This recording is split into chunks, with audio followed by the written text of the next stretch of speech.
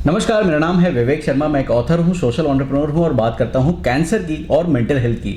और आज मैं एक बार फिर से सनराइज ऑन्कोलॉजी सेंटर में हूँ और मैं बात करूँगा एक ऐसे कैंसर की जो काफ़ी कॉमन है। मेरे साथ हैं डॉक्टर आशय करपे। डॉक्टर साहब नमस्कार। जैसा कि आप अक्सर देखते होंगे कि कई बार जो है फेसबुक पे या सोशल मीडिया पे कुछ तस्वीरें आती हैं कुछ बच्चों की, या आप कभी कैंसर अस्पताल जाते हैं तो देखते हैं छोटे छोटे बच्चे जो होते हैं वो परेशान रहते हैं, मास्क लगाकर घूमते हैं और बड़ी ख़राब सी हालत होती है। और ये जो है हृदय विदारक, मैं कहता हूँ कि ऐसे दृश्य होते हैं जो सोचने पे मजबूर कर देते हैं कि जीवन क्या है और ये क्यों ऐसा है, इन छोटे बच्चों का क्या कसूर है। और जहाँ तक मैं समझता हूँ कि ये जो बीमारी है इसको शायद ल्यूकेमिया बोलते हैं। और हमारे साथ कैंसर फिजिशियन, कैंसर स्पेशलिस्ट हैं डॉक्टर आशय करपे। डॉक्टर साहब, मैं चाहता हूँ कि आप अपना एक बार इंट्रोडक्शन दीजिए, बिकॉज कुछ लोग आपको शायद पहली बार देख रहे होंगे जो आपको नहीं जानते हैं। नमस्कार, मैं डॉक्टर आशय करपे, मेडिकल ऑन्कोलॉजिस्ट मतलब कीमोथेरेपी स्पेशलिस्ट। और जो नए कैंसर में जो ट्रीटमेंट होते हैं वो जो दिए जाते हैं उसमें स्पेशलाइजेशन है मेरा। And I am also director of sunrise oncology care, जो भारत के सबसे ज़्यादा लोगों तक पहुंचने की ये कोशिश में है कि सब पेशेंट्स को एक क्वालिटी कैंसर केयर मिले। इसमें डेफिनेटली मिस्टर विवेक शर्मा भी हमें काफ़ी ज़्यादा हेल्प करते हैं। सो डेफिनेटली जब मैंने अपने करियर की शुरुआत की थी तो ब्लड कैंसर यानी ल्यूकीमिया, लिम्फोमा में मेरा इंटरेस्ट ज़्यादा था।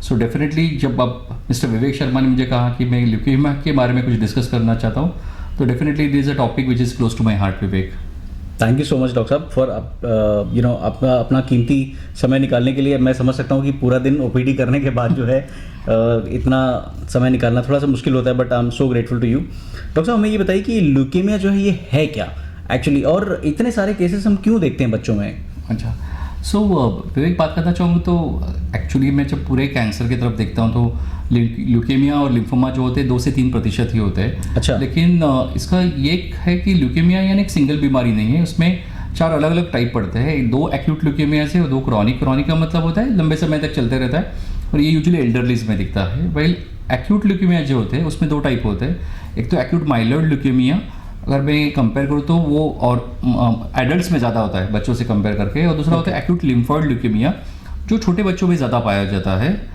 स्पेशली 3 साल से उम्र से लेके 15-16 साल की उम्र तक देखा जाता है। लेकिन उसके क्योर रेट्स भी काफ़ी अच्छे होते हैं। एडल्ट्स में भी एक 20 से 30% एक्यूट लिम्फॉइड ल्यूकेमिया होता है।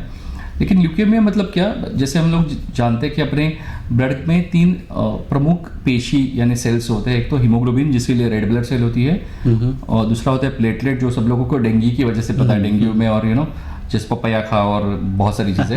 एंड थर्ड जो इंपॉर्टेंट सेल्स है वो है ल्यूकोसाइट्स यानी वाइट ब्लड सेल्स।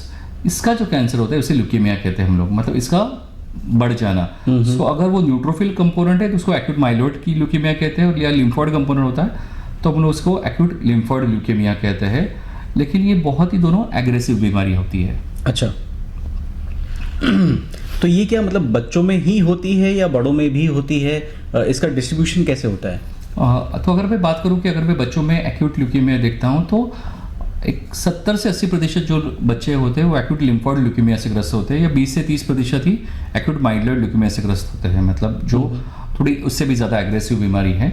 जबकि एक्यूट लिम्फॉइड ल्यूकेमिया का क्योर रेट बच्चों में अगर मैं देखा जाए तो 90% से ऊपर है, जब अभी जो नए मोडालिटीज है। बट एक्यूट माइलॉइड ल्यूकेमिया में most of the times chemotherapy के साथ बोन मैरो ट्रांसप्लांट की भी आवश्यकता पड़ सकती है, लेकिन बच्चों में डेफिनेटली कम। जब हम एडल्ट्स में यानी जब 18 साल से ऊपर की बात करते हैं तो 18 साल के ऊपर में माइलॉइड ल्यूकेमिया बहुत कॉमन हो जाता है 70-80%, तो लिम्फॉइड ल्यूकेमिया कम हो जाता है। तो ये वेरिएबल डिस्ट्रीब्यूशन है, लेकिन फ़र्क इतना ही है कि जब हम लोग एक्यूट लिम्फॉइड ल्यूकेमिया जो चाइल्डहुड ल्यूकेमिया हम लोग कहते हैं उसके जो क्योर रेट्स है वैसे एडल्ट्स में हम लोग नहीं देखते हैं। अच्छा, सो एक 2 शब्द आपने जैसे यूज़ करे कि एक माइलॉइड और एक लिम्फॉइड। सो क्या फ़र्क होता है इन दोनों में? मतलब बेसिकली यही होता है कि कौन से सेल ओरिजिन है। मतलब जैसे अगर हम लोग ब्लड सेल्स की बात करें तो वहाँ पे सिंगल सेल्स नहीं है, काफ़ी मल्टीपल सेल्स होते हैं। तो इस सेल का ओरिजिनेट कहाँ से हुआ है उसके ऊपर में इसका नाम दिया जाता है। तो अगर लिम्फोसाइट नाम की एक वाइट ब्लड सेल होती है, अगर उससे ओरिजिनेट हुआ है तो उसको लिम्फोब्लास्टिक कहते हैं। ओके। और अगर न्यूट्रोफिल या उसके जो लीनिएज हम लोग कहते हैं, लीनिएज कहते हैं मतलब उसके जहाँ से जो उत्पन्न हुआ है। प्रजाति में जो आता है Okay. उसको हम लोग माइलॉइड करके कहते हैं। ओके, सो इससे मतलब इनके ट्रीटमेंट में भी फर्क पड़ता है? बहुत ही ज़्यादा फर्क पड़ता है। जैसे कि मैंने बताया कि एक्यूट माइलॉइड ल्यूकेमिया के बारे में बात करेंगे तो उसकी ट्रीटमेंट काफ़ी इंटेंसिव होती है। अच्छा। इसमें करीबन 6 से 7 महीना बच्चा या कोई भी पेशेंट है वो एडमिट ही रहता है, और एक 20 से 30% बच्चों में शायद बोन मैरो ट्रांसप्लांट यानी पूरी तरह से खून की प्रणाली बदलने की शायद ट्रीटमेंट भी करनी पड़ सकती है। ये बहुत ही ज़्यादा एग्रेसिव होता है एंड इवन एक्सपेंसिव भी हम लोग कहते हैं, मतलब बहुत ही ज़्यादा खर्चा भी हो जाता है। दूसरा होता है जैसे हम लोग एक्यूट लिम्फोइड ल्यूकेमिया कहते हैं, जैसे मैंने बताया कि लिम्फोसाइट से ओरिजिनेट होता है। इसमें जो पूरा ट्रीटमेंट होता है करीबन 2-2.5 साल के करीब होता है, जिसमें जो पहले 6 महीने होते हैं वहाँ पे काफ़ी इंटेंसिव होते हैं, जहाँ पे पेशेंट को एडमिट रह के या शायद डे केयर बेसिस पे ट्रीटमेंट होता है। 6 महीने के इंटेंसिव ट्रीटमेंट के बाद में 1.5 से 2 साल ओरल सिंपल टैबलेट्स के फॉर्मेट में इसका ट्रीटमेंट होता है।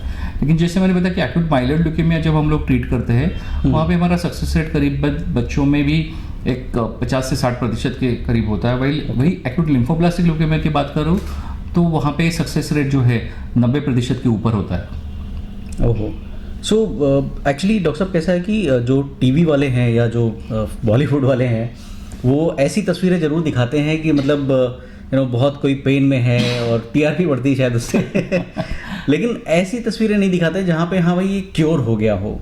आपने बताया कि ठीक ठाक मतलब मैं ठीक ठाक बोलना चाहूँगा विद योर परमिशन कि अच्छा खासा क्योर है। अगर 50, 60 और 70% अगर क्योर हो रहे हैं कुछ बीमारियों में जैसे कैंसर जैसी बीमारियों में तो अच्छा क्योर है।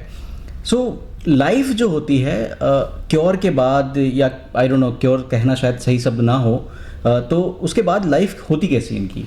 तो देखिए कैसे कि अगर मैं 2 हिस्सों में बात करूँ कि हम लोग अगर हम कॉन्सेंट्रेट करेंगे बच्चों के बारे में, तो हम लोग हमेशा जब ल्यूकेमिया या कोई भी cancer for that matter treat करते हैं तो पहले 5 साल हम लोग कहते हैं कि कैंसर कंट्रोल में है, मतलब अगर उसके कोई भी लक्षण नहीं या रिकरेंस या रिलैप्स जैसे कहते हैं अगर नहीं दिखाई दे रहा है तो पहले 5 साल उसको हम लोग कहते हैं कि पेशेंट इज इन कंप्लीट रेमिशन यानी कंप्लीट कंट्रोल में है।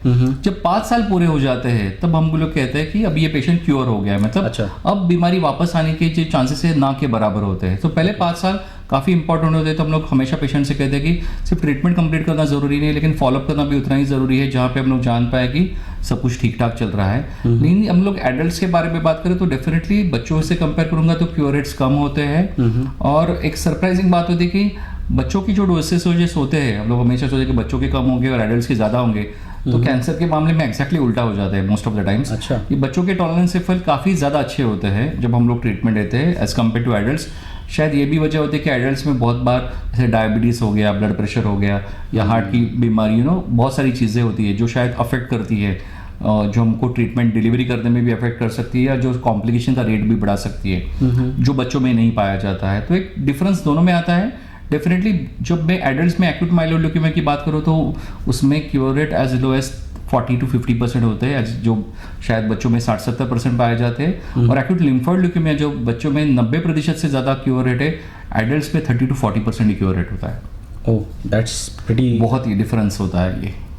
सो एक बड़ी मतलब हम ऐसी सोसाइटी में रहते हैं जहाँ पे टैबू जो है एक बड़ा बहुत कॉमन सा वर्ड है और उससे ज़्यादा उसका प्रभाव है।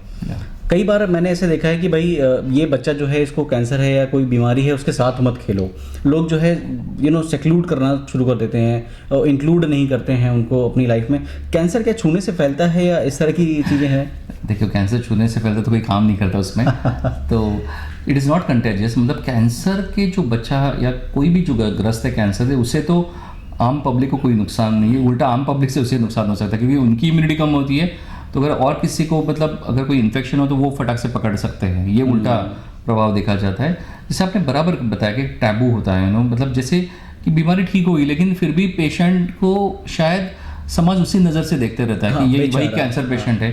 तो ये मैं बताना चाहूँगा कि अभी जो कैंसर के जो नए नए ट्रीटमेंट के विकल्प आ रहे हैं उसमें क्योर रेट्स डेफिनेटली बढ़ रहे हैं और ये बच्चे या जो पेशेंट है एब्सोल्युटली नॉर्मल लाइफ जीते हैं। मतलब जैसे मेरे पास बहुत सारे पेशेंट हैं, शायद मैंने 2007 में इसके लिए शुरुआत की थी ब्लड कैंसर्स को ट्रीटमेंट करने के लिए, जो आज अच्छे पोजीशन पे है, अच्छी पढ़ाई लिखाई कर चुके हैं, पूरी तरह बराबर रहता है। यस, मतलब पहले ही कुछ ट्रीटमेंट है तो इसलिए बोला कि अभी जो जैसे मैंने आपको बताया कि पहले के ज़माने में था कि हमको मैक्सिमम क्योर रेट्स कैसे अचीव करने हैं तो ट्रीटमेंट को काफ़ी इंटेंसिफाई किया जा रहा था। लेकिन आज अभी ऐसे हो गया कि जैसे एक्यूट लिम्फोइड ल्यूकेमिया में कुछ प्रोटोकॉल में सक्सेस रेट 100% के करीब है। अच्छा, तो वहाँ पे अभी ये देखा जा रहा है कि हम ट्रीटमेंट को कम कैसे करें और साइड इफेक्ट्स को कम कैसे करें, क्योंकि ये सारे जो बच्चे हैं एक नॉर्मल जिंदगी आगे जाके जीने वाले हैं, तो उनकी जिंदगी पे इसका कोई प्रभाव नहीं आना चाहिए। तो जो नए नए ट्रीटमेंट के भी विकल्प है, डेफिनेटली उसमें कम साइड इफेक्ट देखे जाते हैं और डेफिनेटली IQ में या पढ़ाई लिखाई में कोई भी अंतर नहीं है। डॉक्टर साहब, एक और मैं गंभीर सवाल आपसे करना चाहूँगा। वो इसलिए क्योंकि हमारे देश में या हमारे समाज में ना ये होता है कि भाई जैसे हम बात करते रहे तो बेचारा इसको तो कैंसर हुआ था, इससे ऐसा वैसा। पढ़ाई लिखाई, और कई बार मैंने देखा है, मैं खुद भी कई सारे लोगों को मतलब we have tried to help them place in jobs, काम नहीं मिलता है उनको, शादियाँ नहीं होती उनको, मतलब ये कितना सही है ये? सो विवेक, सही कहा तुमने। अभी कैसे है कि जैसे हम लोग कहते हैं कि लॉन्ग टर्म सर्वाइवल क्लिनिक, हम लोग कहते हैं कि बहुत बार मतलब क्या कि जो कैंसर पेशेंट ठीक कर दिया, कैसे होता है कि मैं हमेशा एक सोचता था कि शायद मैंने एक पेशेंट को ठीक कर दिया, एक नॉर्मल ज़िंदगी जी दी, बट शायद नॉर्मल ज़िंदगी तो दी नहीं, ठीक तो कर दिया। तो सबसे ज़्यादा भी ये ज़रूरी हो गया कि इनका रिहैबिलिटेशन, मतलब इनको एक समाज में एक औहदा दिलाना या उनके एक रिस्पेक्टेबल पोजीशन क्रिएट करना, ये बहुत ज़्यादा ज़रूरी हो जाता है। और शायद ये सिर्फ केयर गिवर ऐसा मेरी रिस्पॉन्सिबिलिटी, पर पूरी समाज की रिस्पॉन्सिबिलिटी बनती है। इसमें हमको ये समझना ज़रूरी है कि कैंसर यानी कोई पाप किया नहीं है, कोई बड़ी गुनाह नहीं किया है किसी ने, एक बीमारी है, शायद किसी ने लिया है कि भाई हाँ वायरस है, आओ मेरे को लग जाओ। तो it's an accidental thing, unfortunate events. But मैं ये बताना चाहूँगा कि जैसे भी विकल्प, जैसे ट्रीटमेंट के अच्छे अवेलेबल है, और जैसे मैंने बताया कि 5 साल से ऊपर हो गया तो बीमारी वापस आने के चांसेस वर्चुअली नील होते हैं। सो ये लोग एक नॉर्मल ज़िंदगी जी सकते हैं, वो एक नॉर्मल इंसान की तरह उनके कंधे से कंधे मिला के काम कर सकते हैं, और ना ही किसी भी चीज़ में वो पिछड़े हुए नहीं हो सकते हैं। तो शायद समाज की एक मानसिकता बदलना ज़्यादा ज़रूरी हो जाता है इस केस में। बहुत खूब आपने कहा है डॉक्टर साहब, और मुझे लगता है कि इसके बारे में और चर्चा होनी चाहिए और हम और भी बातें करेंगे।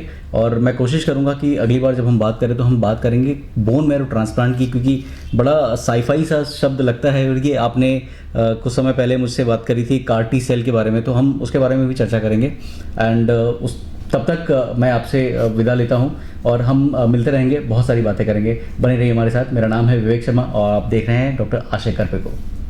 धन्यवाद। Thank you.